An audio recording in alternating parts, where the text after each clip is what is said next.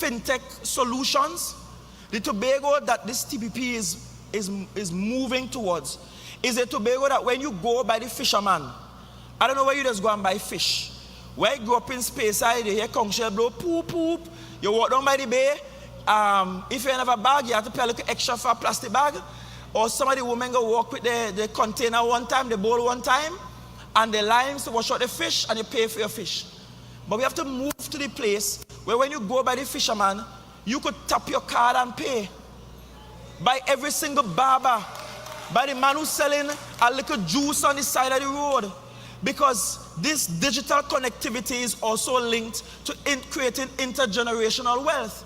Because when all you do is cash transactions, you are not creating a digital economic footprint for yourself. You can't go and get the necessary loans and investments. You can't invest in stocks because all you have is some cash that you're tempted to spend on the next big fet. And so you're not diversifying your portfolio beyond just selling some fish.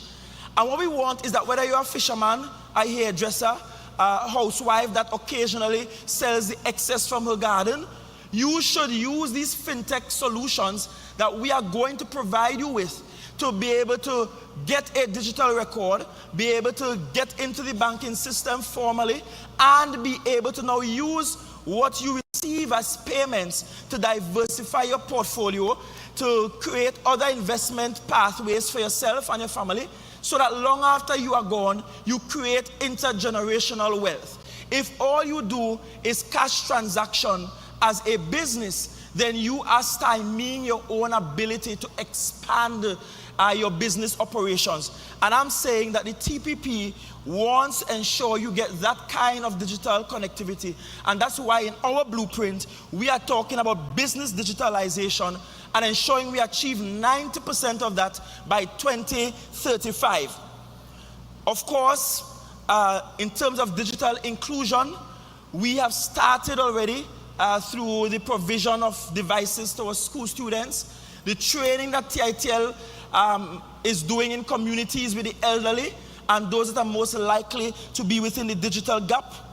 We also have to talk about cybersecurity, and we are preparing to also go to tender to secure all of the THA platforms. As it is now, we just operate. We have websites, we have email addresses, but if we don't invest in cybersecurity, we could wake up one day and somebody stole all our passwords, hack all our computers, and we run into problems. Digitally, in the next term, we are going to move progressively away from the use of checks and only issue checks up to the value of $5,000. Anything above $5,000, we will do ACH transactions. That will minimize the instances which we have had where the banks had to call and say, we've seen a check here, did you issue this check? And when we check, the check is a fraudulent check. The THA has had repeated examples of people trying to fraudulently encash checks that we did not issue.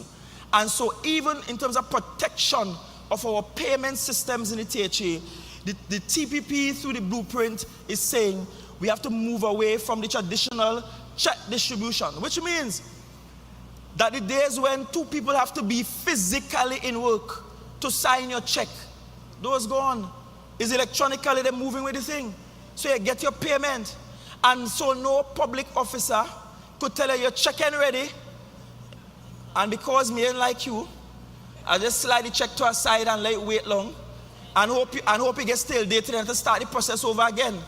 Because we could now have accountability, we can trace the digital footprint and ensure that payments are much more efficient.